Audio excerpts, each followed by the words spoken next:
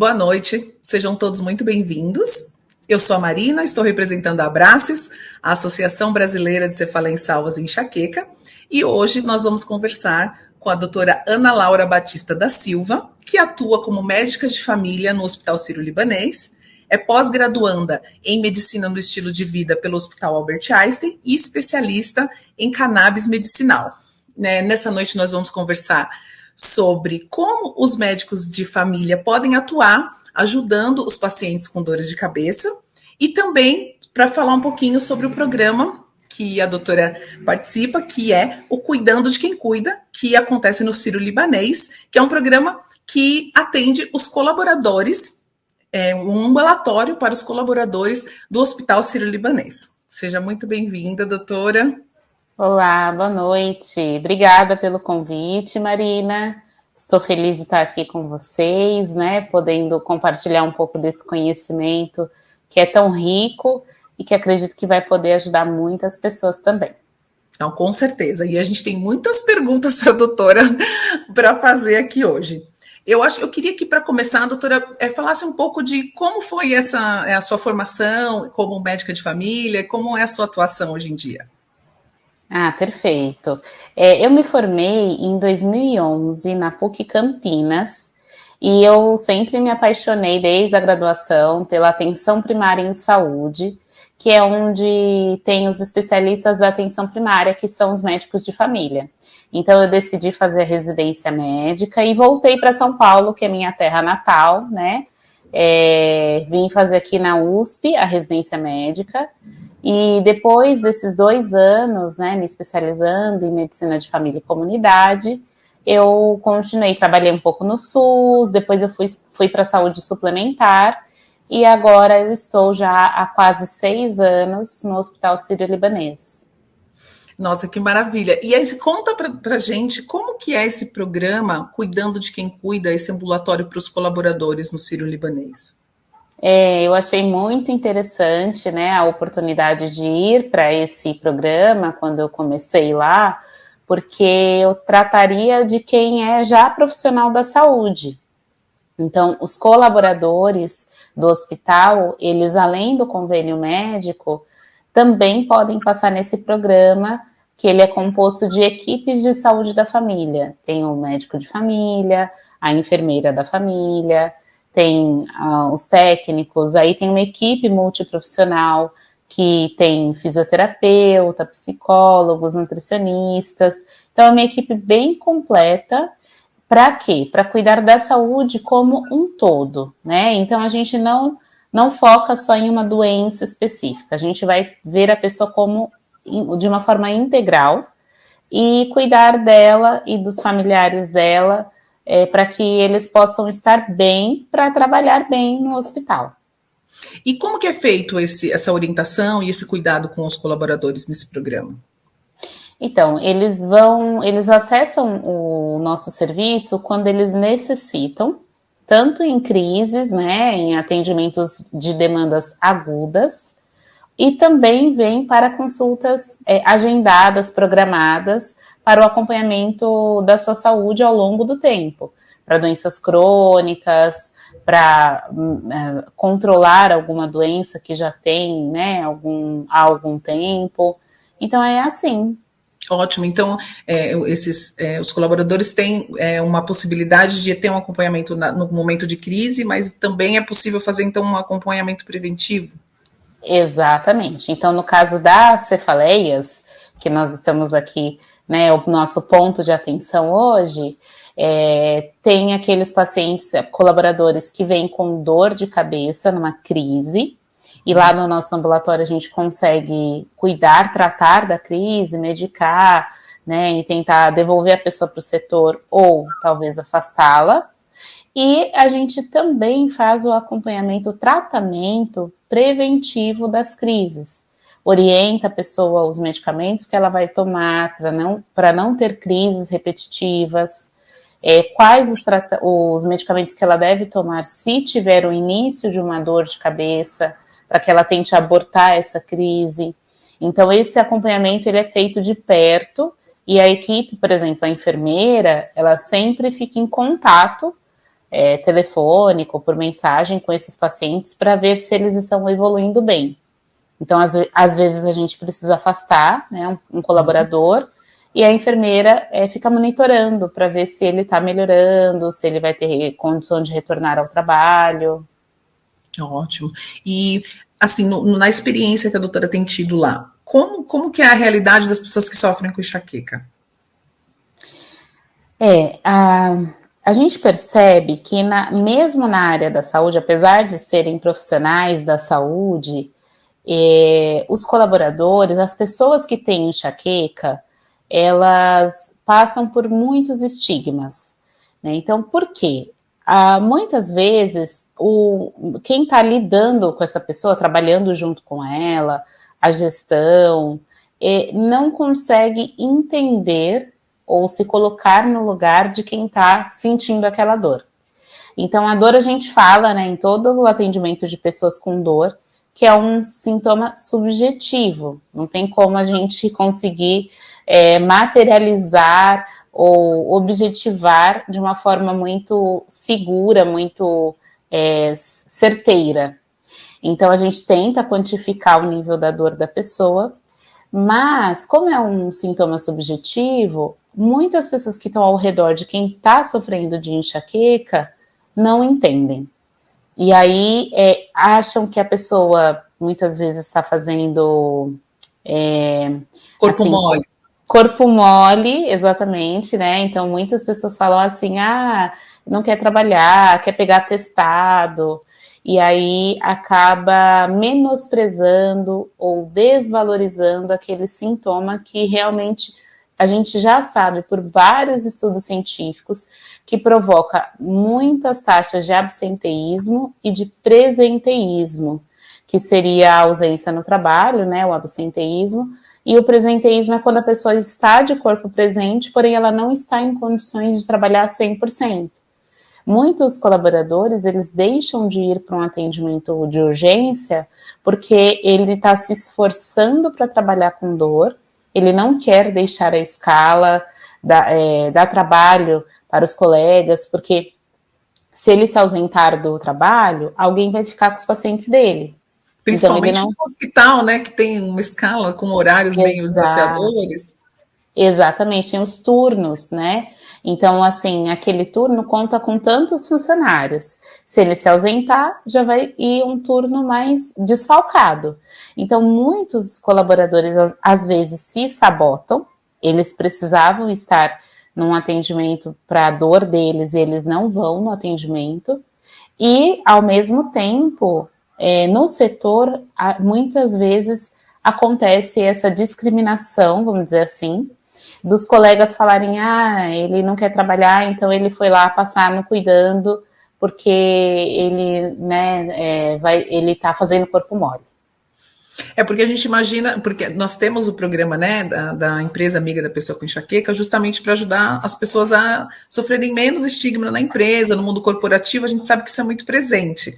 Mas eu tinha essa dúvida de como é num ambiente onde tem profissionais de saúde, porque a gente, né, imaginava que as pessoas já conhecem. Assim, isso é uma dúvida. Nos colaboradores do hospital, todo mundo sabe que enxaqueca é uma doença?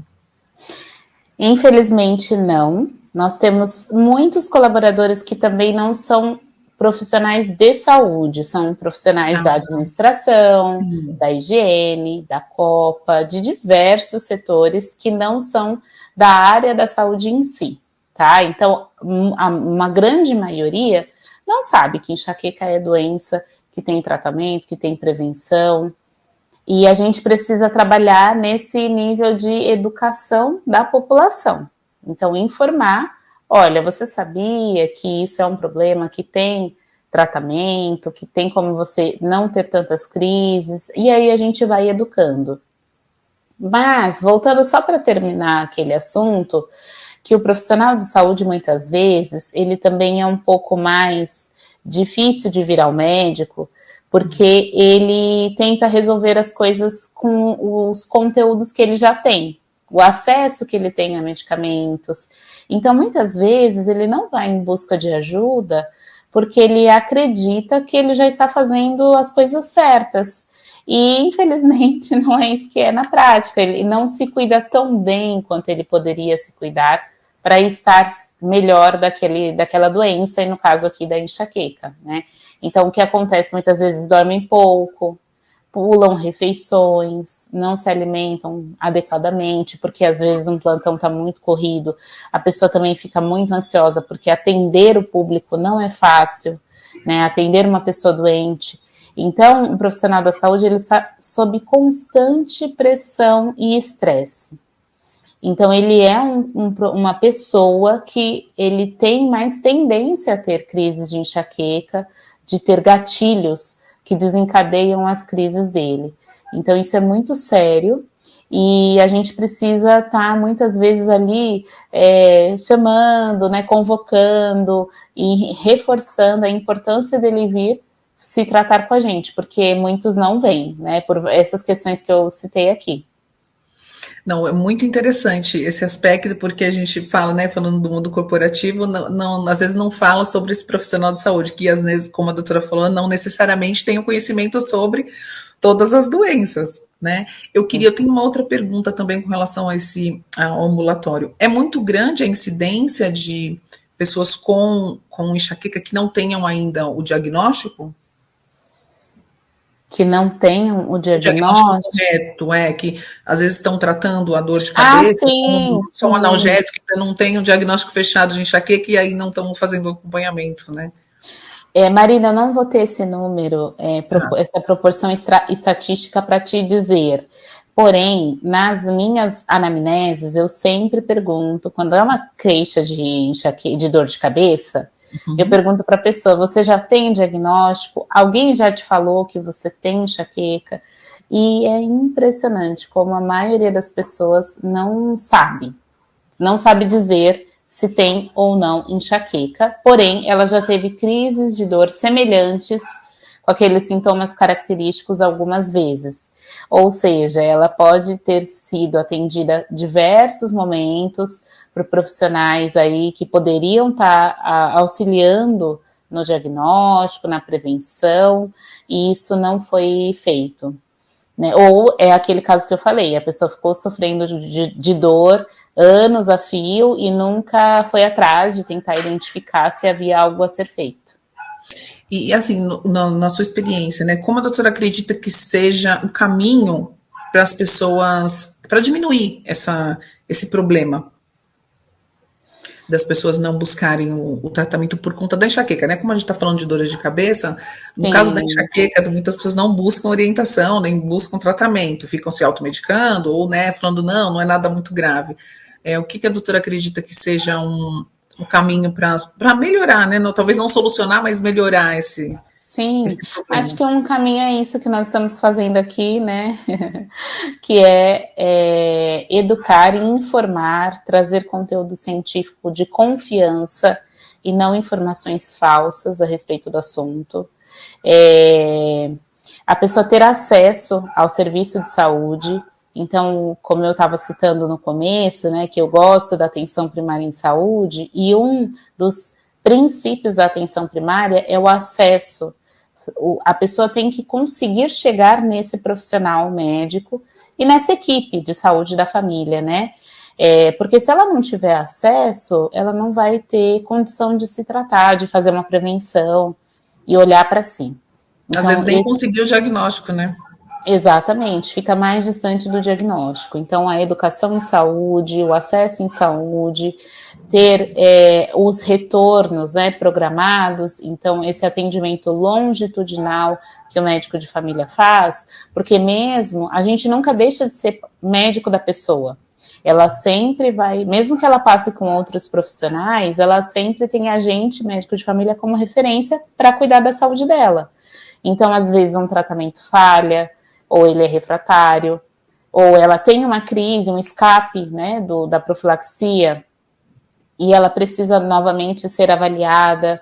Às vezes muda uma fase de vida, um ciclo de vida, a mulher entra, por exemplo, na menopausa, e aí ela começa a ter essas crises. Mas até então, a gestação, né? Tem a gestação, exato. A adolescente, né, ou o adolescente Então, muitas vezes, eles acabam mudando o estilo de vida em questão de sono, de acesso a substâncias psicoativas, e acaba desencadeando crises de dor de cabeça. Enfim, é multifatorial, né, as causas da enxaqueca, e a pessoa conseguir identificar, junto com um profissional, esses fatores desencadeantes é muito importante. E às vezes sozinha ela não consegue, ela precisa estar junto com alguém que já tem essa experiência em tratamento de dor crônica para orientá-la e falar, ó, pode ser isso que está prejudicando você. A gente tenta compartilhar informações importantes sobre as dores de cabeça para as pessoas que sofrem com enxaqueca e não têm acesso, às vezes, a um neurologista, né? Às vezes consegue ter acesso a outro tipo de especialidade, né, de médico, mas não consegue necessariamente ter atendimento de um neurologista. Eu queria que a doutora falasse um pouquinho mais sobre isso. Como a doutora já falou, né, um pouco agora, mas eu queria saber assim, até que ponto, né, até onde o médico de família consegue diagnosticar e tratar uma pessoa que tenha enxaqueca ou algum outro tipo de cefaleia? Isso. Então, primeiro, a gente atende todo tipo de queixas, tá? O médico de família, ele recebe qualquer demanda em saúde. E como a enxaqueca, dentro das dores crônicas, são queixas bem frequentes, que uma grande parte da população tem, que é 15% da população brasileira sofre de enxaqueca, é um montante razoável, suficiente para que nós tenhamos o treinamento necessário para tratar desse problema. Então, nós tratamos as crises e fazemos a profilaxia, que é a prevenção da dor de cabeça. Aí, quando a gente vê que o tratamento está falhando ou não está respondendo da forma como a gente desejava, a gente pode ter que referenciar, encaminhar o paciente para um nível secundário de atenção, que aí pode ser um neurologista, um médico fisiatra, que é especialista em dor, ou às vezes até um psiquiatra, depende um pouco do perfil do paciente, né?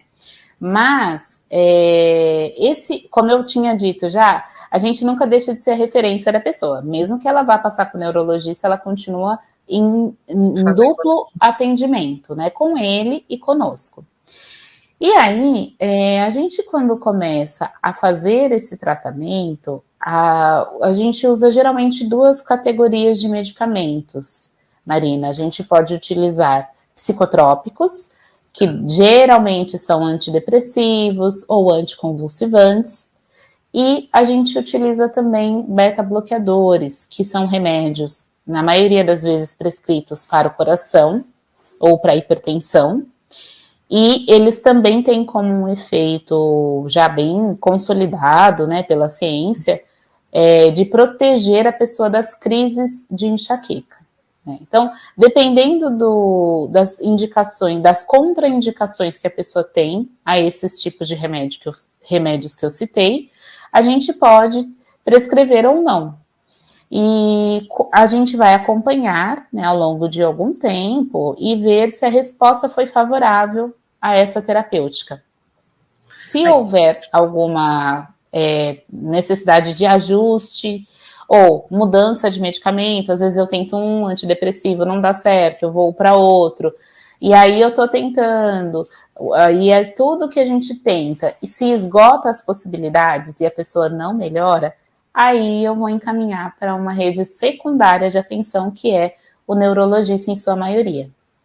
Que aí são os casos que são mais refratários, né, que talvez não tenha tido toda, então, a aderência ao tratamento e tudo mais. Ótimo. Exatamente. Nesse período, eu estou falando de remédios aqui, mas ao mesmo tempo, a gente que está ali do ladinho da pessoa, que ela consegue acessar com uma certa facilidade, né? A enfermeira consegue o contato, monitorar. Nós vamos tentar ajudar ela a mudar o estilo de vida que ela tem. É isso que a gente quer saber. Para que ela possa ter uma melhor resposta ao tratamento. Por quê? Vamos supor assim, que o remédio vai ajudar ela em 50% do problema. E os outros 50% dependem das mudanças de estilo de vida que ela precisa fazer para poder melhorar.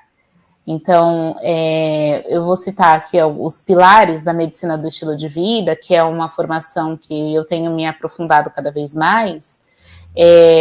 Os pilares são a alimentação saudável, atividade física, sono, relacionamentos, controle do estresse e eliminação de vícios.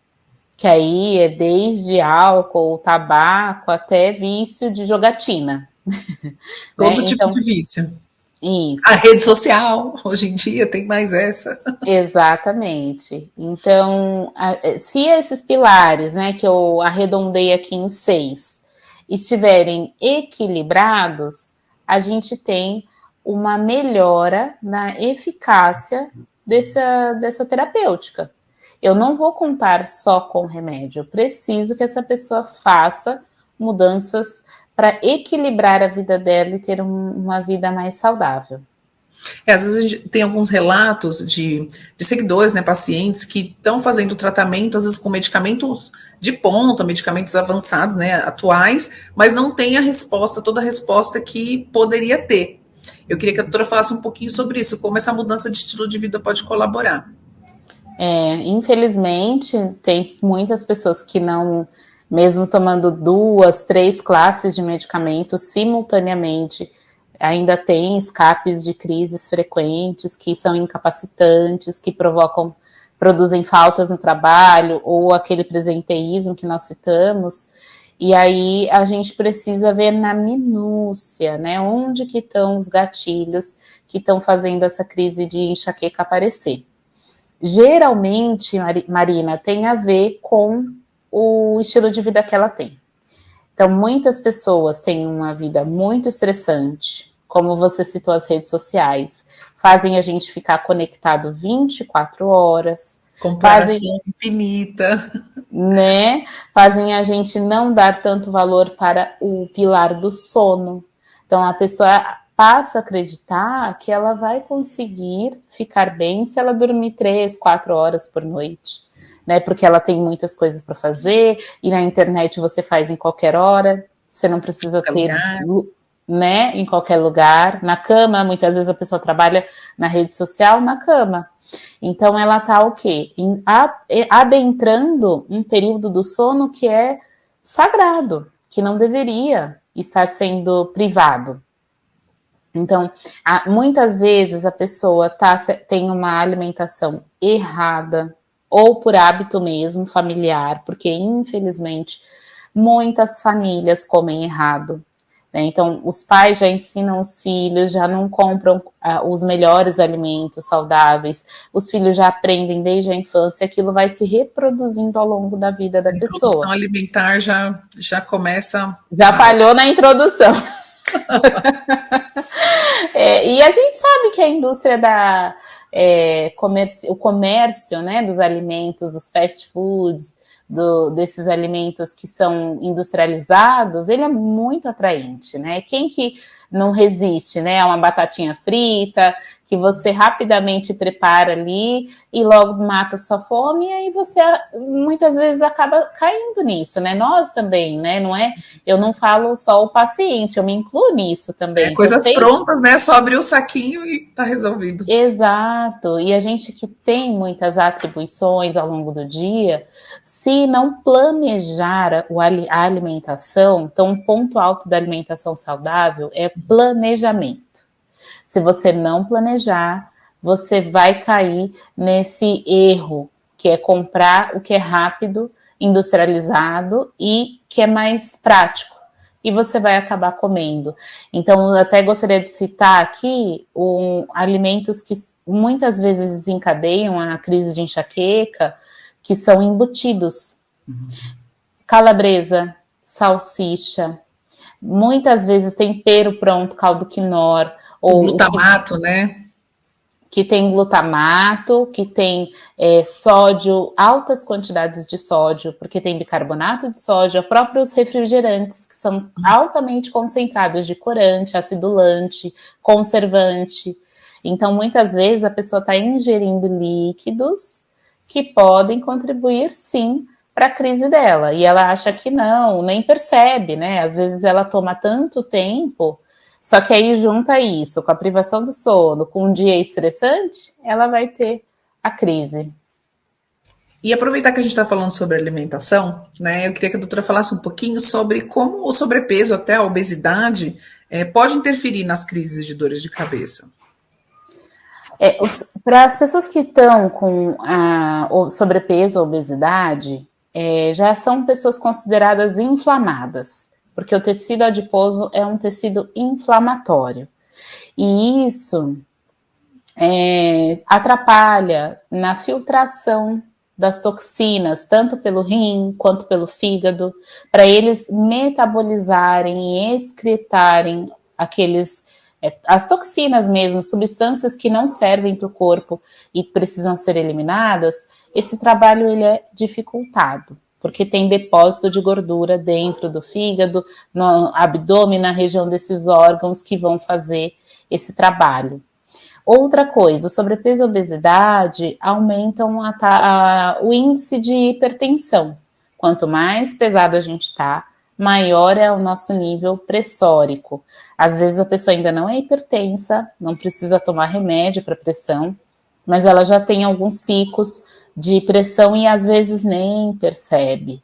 Então, o sobrepeso e a obesidade, eles trazem esse aumento da pressão que também contribui para as cefaleias, né?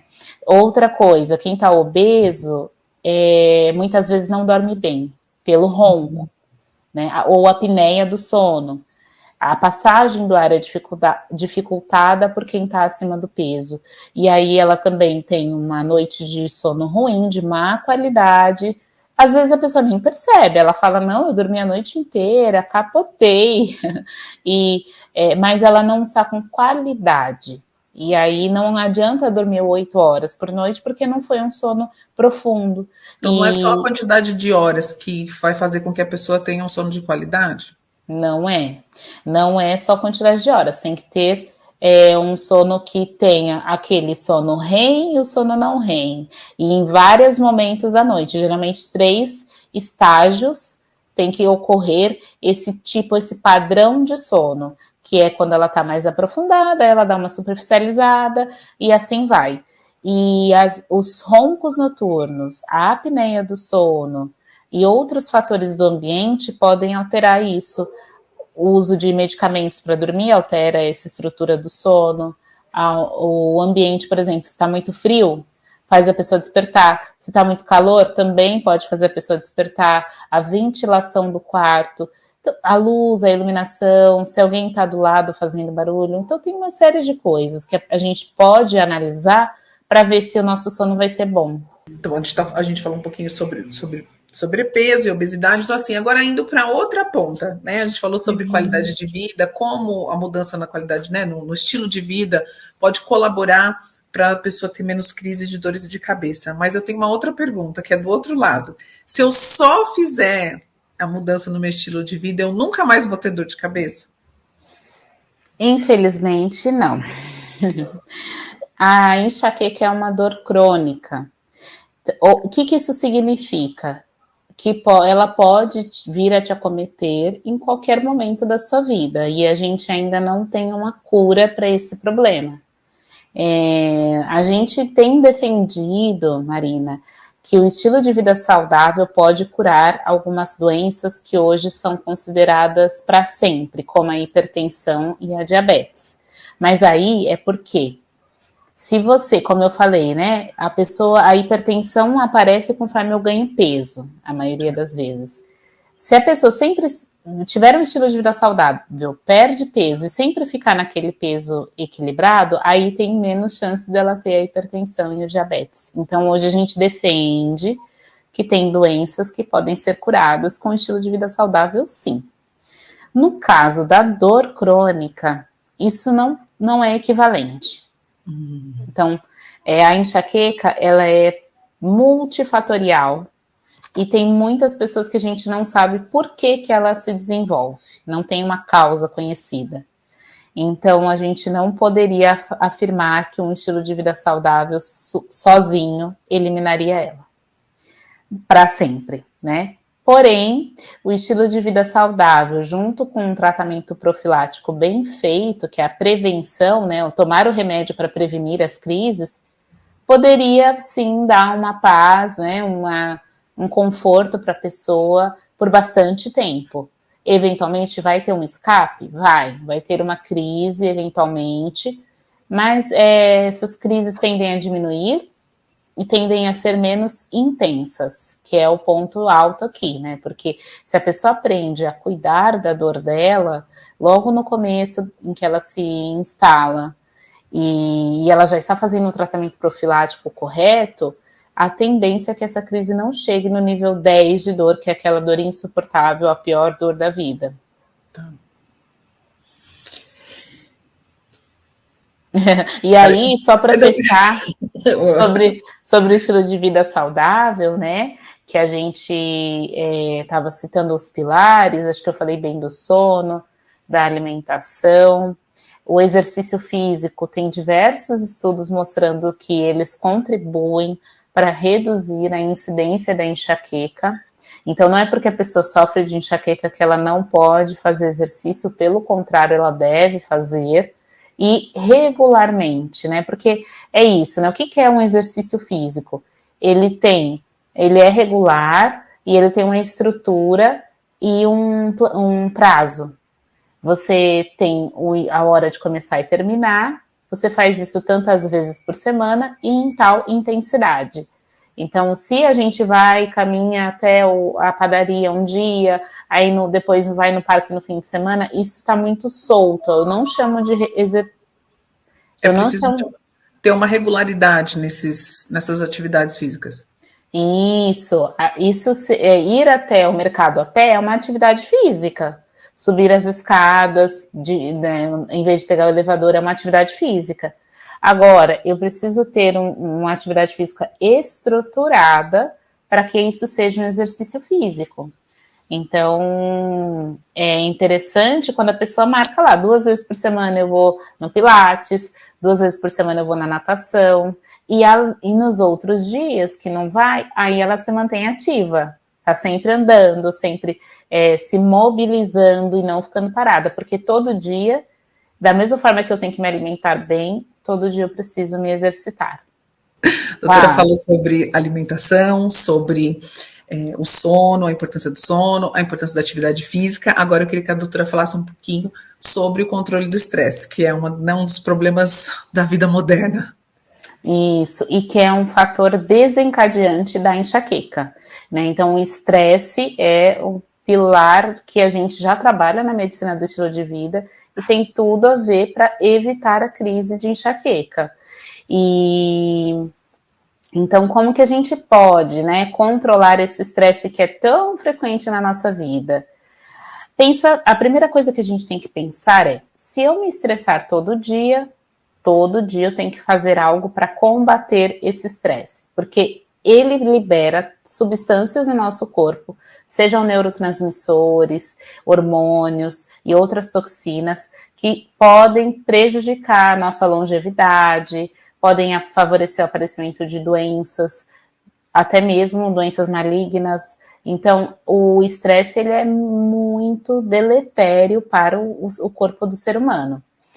Todos os dias, então, eu preciso fazer algo que me desestresse. E daí, Marina, tem uma gama de opções. E é muito legal porque você precisa muito individualizar essa parte. Porque o que te desestressa não necessariamente é o que me desestressa, né? É bem personalizado isso, né? Assim como a atividade física, né? É personalizado, tem que ser uma coisa que a gente se sinta feliz em fazer, né? Exatamente, senão também não dá. Ir para academia todo dia sem gostar é ruim, né? A pessoa não continua. Precisa encontrar uma atividade física que seja agradável para ela, né? Exatamente. E no desestresse, a gente fala muito a respeito de silêncio, por exemplo. Porque quem vive numa cidade urbana, como São Paulo, está sempre com ruídos. Então, o momento de diminuir os ruídos, né, pode ser muito relaxante. às vezes uma meditação para quem tem essa habilidade. Mas é uma habilidade também que é desenvolvida, né? Não é todo mundo, todo mundo já sabe meditar a qualquer momento. Acho que pode ser uma habilidade que a pessoa vai desenvolvendo, né? Exato, exatamente. Tem cursos de meditação, né? Eu já pude participar de um, achei muito bacana. E outras coisas mais simples, né? Que você pode fazer em casa mesmo. Uma massagem nos pés, usar óleos essenciais que acalmam. Ter um ritual de se acalmar, às vezes a pessoa na hora de dormir já coloca uma meia luz, já faz uma massagem, coloca um som que seja um ruído de natureza, né? Aquele ruído branco que a gente fala, que é o barulhinho da chuva, das árvores, um passarinho. Para simular como se você estivesse na natureza, né? Exatamente. Ou mesmo uma música. Tem músicas que acalmam, né? Até os animais muitas vezes se acalmam com alguns tipos de música, né? E elas servem mesmo, são terapêuticas. E dentro da música, eu gosto muito de procurar junto com a pessoa, na minha consulta, se ela já tem alguma habilidade, algum dom que ela já tenha desenvolvido, ou que ela já praticou, mas não está mais fazendo. Né? E a música, muitas vezes, a pessoa aprendeu a tocar um instrumento, ou participava de algum grupo, fazia alguma dança. Dança, é verdade. Porque aí já faz atividade física e relaxa ao mesmo tempo. Exato. E ela deixou de fazer porque começou a trabalhar, né? Eu atendo os colaboradores, muitas vezes eles têm 2 tipos de emprego ou mais, né? Vínculos empregatícios, então a pessoa não está com tempo nenhum para cuidar dela mesma, para olhar para si. Então, resgatar esse olhar para si e o que te faz bem, o que te acalma, é muito importante. E dentro desse desestresse, muitas vezes está o quê? Um relacionamento saudável, que é um outro pilar da medicina do estilo de vida. Eu achei muito interessante a doutora ter colocado esse pilar, porque a gente fala muito, a gente conversa com vários profissionais, né, sobre a mudança de estilo de vida, e esse não é um pilar que é muito falado. Nós falam do controle de estresse, mas o relacionamento não falam sobre isso. Sim. E quantas vezes, Marina, a pessoa que tem enxaqueca vai no pronto-socorro porque acabou de ter uma discussão, porque acabou de se desentender com ou o cônjuge, ou com problemas no trabalho, né? Às vezes até com o gestor, colega de trabalho, ou problemas em casa, ela está tentando ajudar, e aí tem briga com familiar, e aí ela vai no pronto-socorro, porque deu uma crise nela, né? Deu a dor de cabeça, se instalou, e ela precisou pedir ajuda urgentemente. Então, os relacionamentos podem proteger, como eles podem provocar as crises de dor de cabeça. Isso é muito sério. E então, se você tem relacionamentos saudáveis, que podem te ajudar a se sentir melhor, né? Seja um colinho de mãe, que ela vai fazer um café. Invista neles, né? Invista nesses relacionamentos. Exato, né? Um parceiro, uma parceira que faz você rir. Às vezes um animalzinho de estimação, porque é um relacionamento maravilhoso também. Exato, um pet, né? Para quem já é mãe e pai de pet. Como nós. Nós somos. Então, brinca um pouquinho, né? Com o seu bichinho de estimação.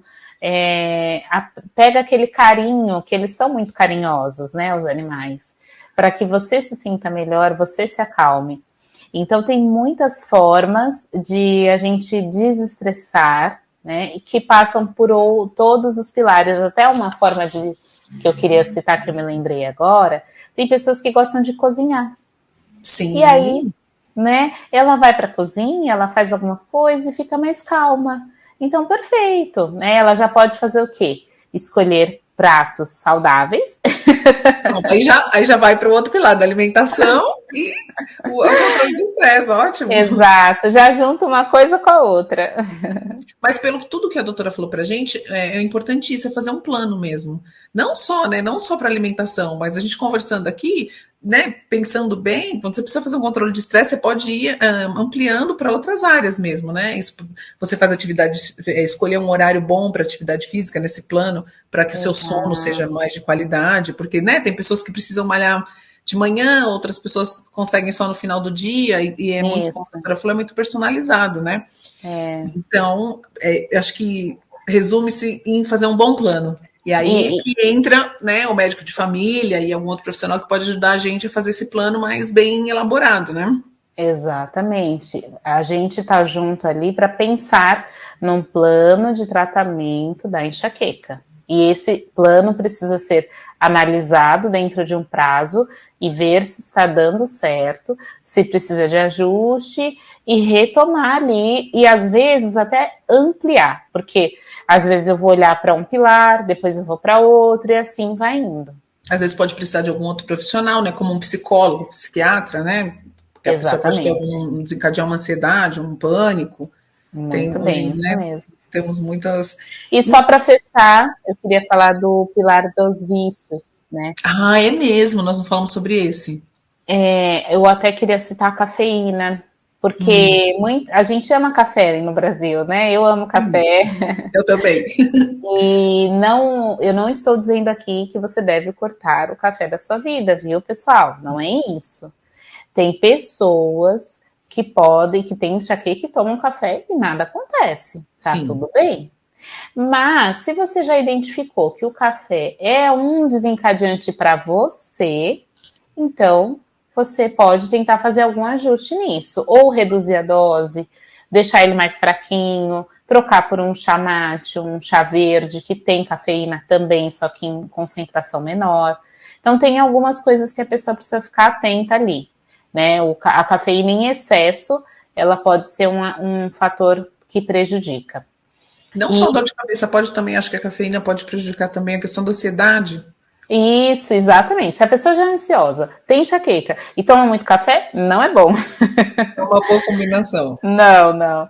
E no caso, o tabagismo e o etilismo, o alcoolismo, são péssimos também, né? São todos, o tabagismo, por conta da nicotina, é um estimulante e pode, sim, desencadear crises, por mais que ele acalme. A nicotina, ela acalma as pessoas, né? Ela entra no sistema de recompensa rapidamente e dá uma sensação de prazer, de bem-estar. Por outro lado, dá taquicardia, né? Ela também aumenta a pressão sanguínea, então ela também não é benéfica. O ideal é eliminar, não tem dose segura de cigarro.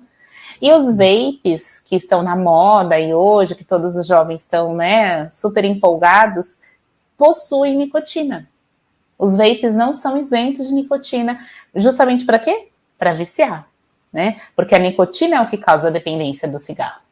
Então a indústria é o que vicia. A indústria do tabaco viu que estava perdendo os clientes, porque hoje a gente já sabe, né? Tem um histórico de todos os malefícios que o cigarro causa na vida do ser humano. Então eles estão trocando, mas dando um jeitinho de provocar. Para ficar mais atraente. Fica atraente com os pods coloridinhos, com cheirinho de framboesa e não sei o que, porém eles incluem a nicotina para a pessoa se tornar dependente e continuar comprando. Aí o álcool, para fechar, é um outro problema, né, da nossa sociedade, do mundo todo, porque o álcool, ele é uma droga lícita, mas ele também causa muita dependência química, né? Infelizmente ele está relacionado com abuso de outras substâncias também. E o álcool também em excesso não vai fazer bem para enxaqueca. E mesmo bebidas alcoólicas que são, vamos dizer, consideradas melhores para o nosso corpo, como o vinho tinto, que realmente, né, o vinho tinto, ele tem muitos, tem substâncias que são benéficas para o corpo, como os flavonoides, que vêm da uva. Porém, tem muitas pessoas que têm enxaqueca têm mais crises com o vinho tinto por conta dos taninos, que estão dentro da composição dessa fermentação da uva vermelha. Então, para muitas pessoas que têm enxaqueca, o vinho não vai ser legal também.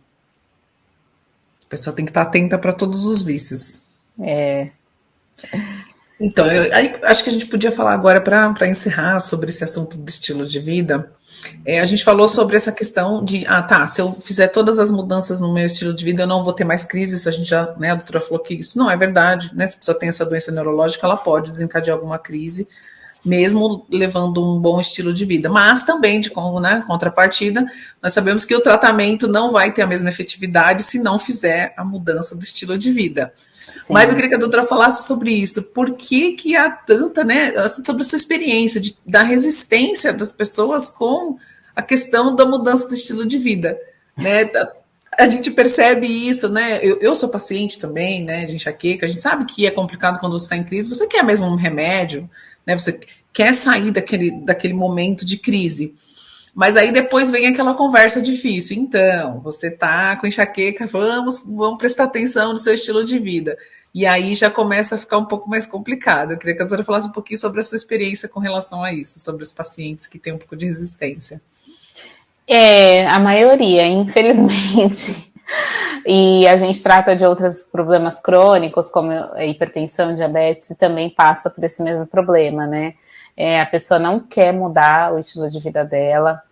E hoje, atendendo colaboradores, ou seja, pessoas que trabalham, Marina, eu respeito muito o momento de vida de cada pessoa, porque eu vejo o quanto elas trabalham muito mesmo, horas a fio. A gente passa muitas horas no trabalho.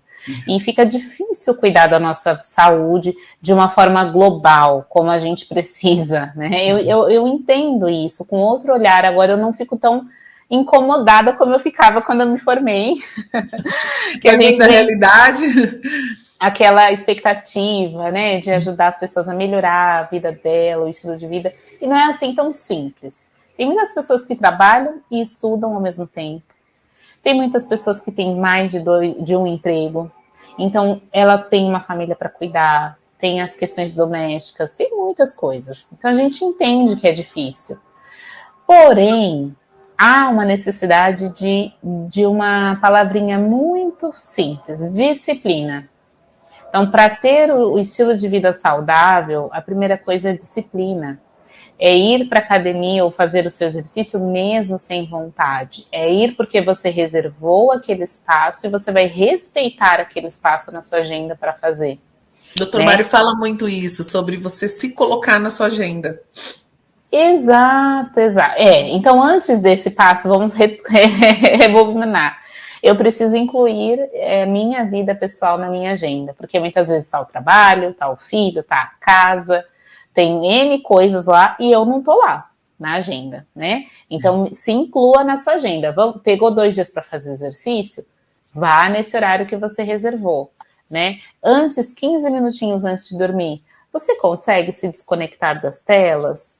Fazer um ritual para introduzir o sono, seja uma música mais tranquila, uma oração, uma meditação, uma massagem, um alongamento, né? Então, tem muitas formas de a gente incluir esse autocuidado.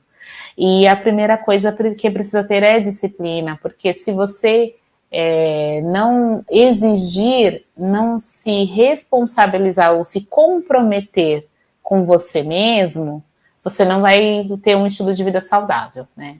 Envolve muitas coisas, que nem, pegar a aguinha, né? Então, vem para uma reunião, vou ficar 2 horas sentado numa reunião.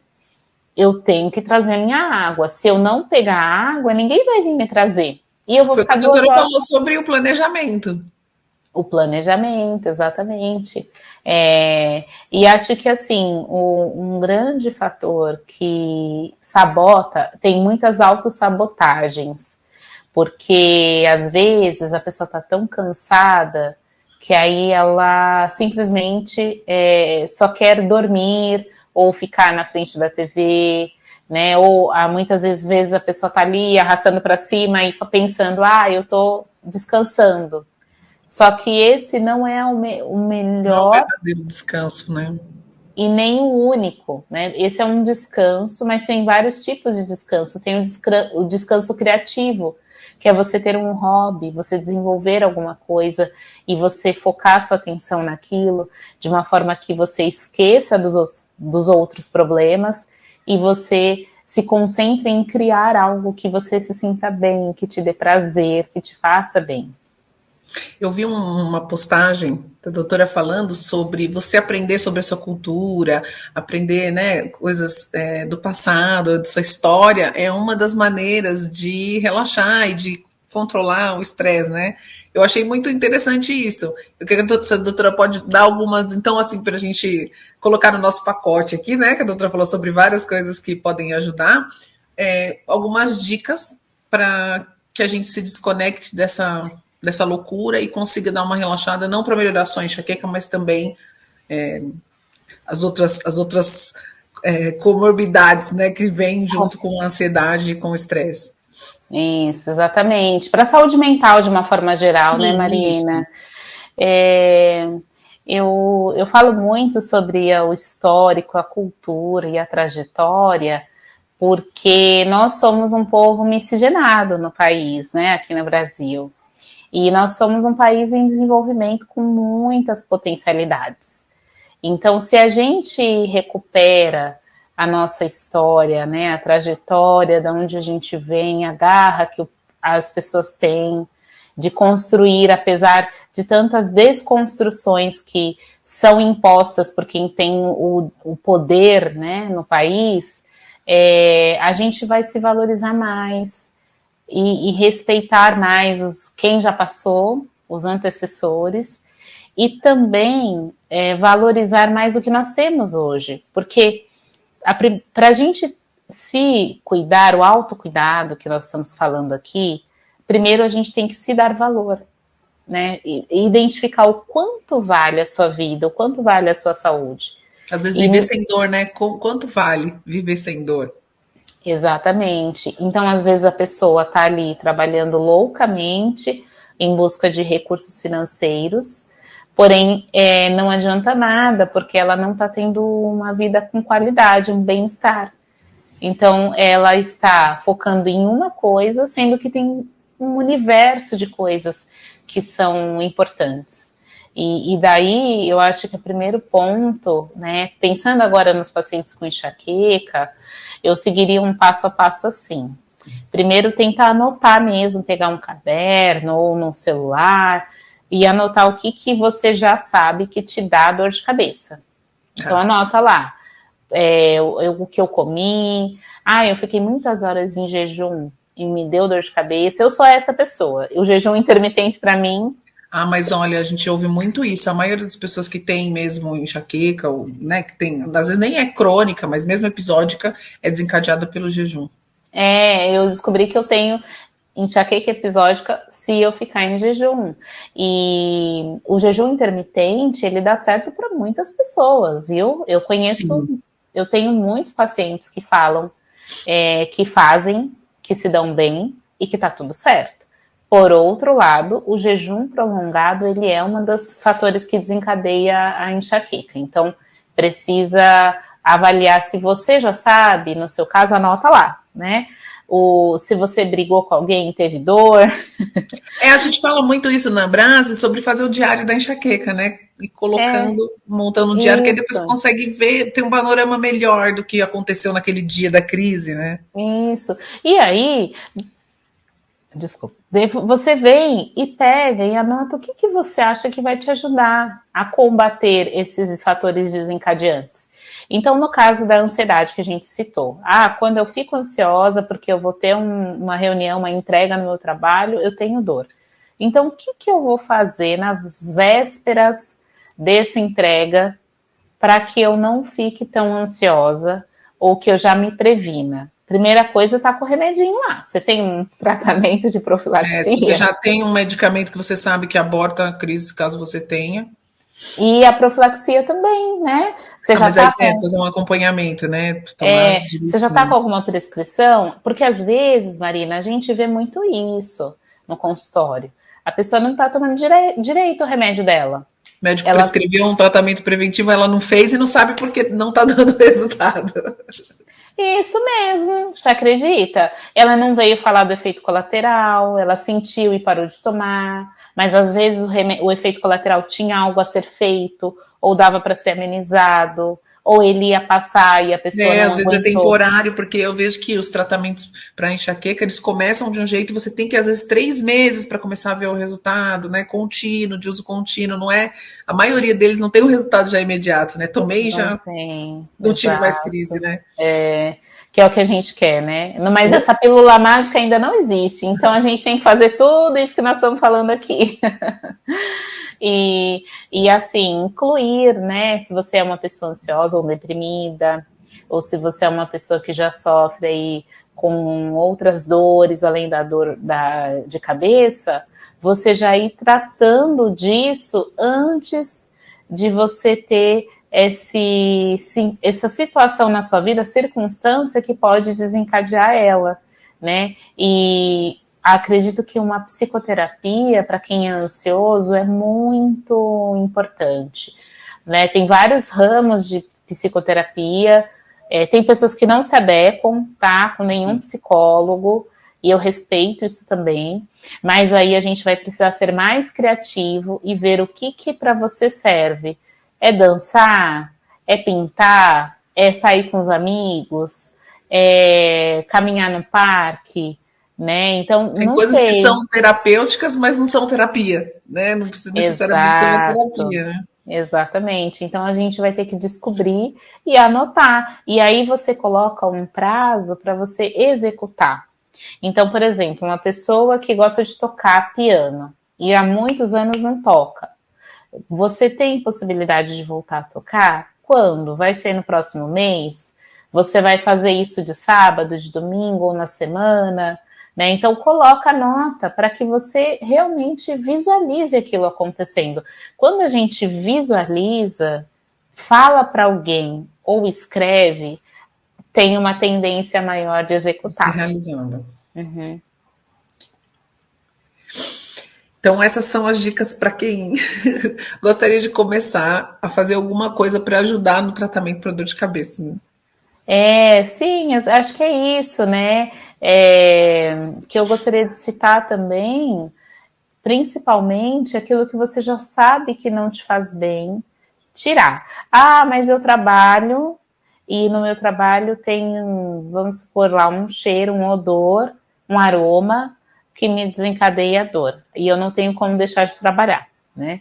Então, isso precisa ser olhado.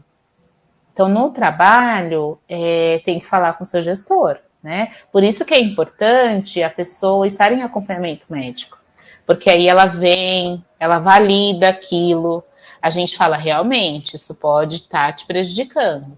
Então, volta lá no seu gestor, ou às vezes a gente até emite um e-mail, dependendo da situação, e para tentar resolver, vai usar máscara? Vai mudar de setor? Vai tentar ir num outro horário para não ter aquele problema? Então, tem alguns ajustes que devem ser feitos, né? E às vezes a pessoa está trabalhando em 2 empregos e não está dormindo. Então, uma coisa seria o quê? Você tem prazo para ficar em 2 empregos? Né? Se você já está vendo que a privação do sono é um fator que te desencadeia a dor de cabeça, coloca prazo, né? Ah, eu vou pagar a dívida até o fim do ano. Então, até o fim do ano você vai, a gente vai cuidando com medicamentos e o ano que vem você volta a dormir mais, né? É o planejamento, né? O A doutora planejamento. sempre, né? Sempre a doutora falando sobre o que a gente o que pode ser feito é sempre com um bom planejamento. Isso E mesmo. então, a gente teve toda essa conversa justamente para ajudar as pessoas a terem mais qualidade de vida e viver com menos dor, viver com menos dor de cabeça, né? Não só dor de cabeça, mas né, de forma geral, sem dores. E por isso que é tão importante esse trabalho que a doutora vem fazendo, né, do cuidando de quem cuida, e esse programa que a Abraças também está iniciando agora, que é a empresa amiga da pessoa com enxaqueca, que também é isso, né? A gente ainda está numa fase mais inicial, ainda não conseguimos chegar nessa fase do projeto, que seria, no caso, como tem né, no Círio, de ter um ambulatório para poder atender os colaboradores, mas as empresas já podem ter esse olhar né, para os colaboradores de que quem tem enxaqueca fazer orientação, fazer essas adaptações. A gente né, oferece os e-books de adaptações para quem sofre com enxaqueca no ambiente de trabalho e também em casa, porque nós falamos aqui sobre essas adaptações, mas tem coisas que a gente não tem controle, que talvez seja, né, como a doutora falou, no ambiente de trabalho, mas tem coisas que a gente consegue fazer em casa, né, consegue fazer independente de outras pessoas. Então eu fiquei muito feliz da gente ter essa conversa, de saber que esse trabalho vem sim, né, está sendo feito lá no Sírio, e eu gostaria muito que isso fosse feito em todos os locais de trabalho, né? Não só nos hospitais, mas em todas as empresas, mas a gente está, né, trabalhando para que essas informações cheguem ao maior número de pessoas. Então, eu queria agradecer muito a participação da doutora aqui com a gente, foi muito esclarecedora. Eu tenho certeza que quem assistir essa conversa inteira vai ter muita coisa para anotar, muito plano para fazer.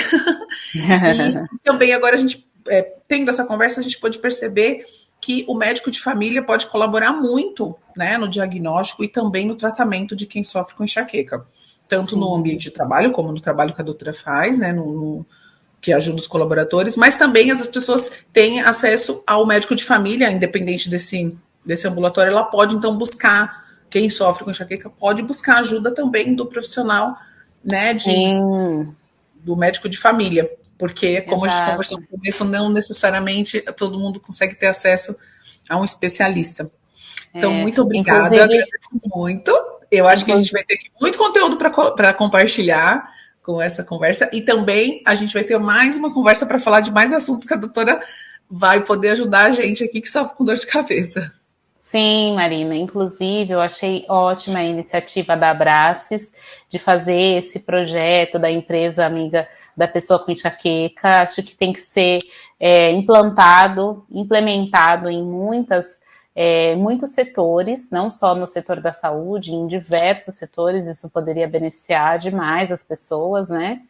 E como você citou, como médica de família, eu atendo em consultório particular também, né? Então, eu trato de dores crônicas de uma forma geral, a enxaqueca é uma delas, e muitas vezes eu trabalho em parceria, sim, com neurologistas, né, ou outros colegas, dependendo da comorbidade que a pessoa tem. Então, fica esse canal aí de comunicação. Espero voltar para falar sobre cannabis, né, que é a minha especialização. Nós também. Já vamos combinar a nossa próxima conversa. Isso mesmo, será um prazer. Eu agradeço muito de você ter me convidado para estar aqui hoje.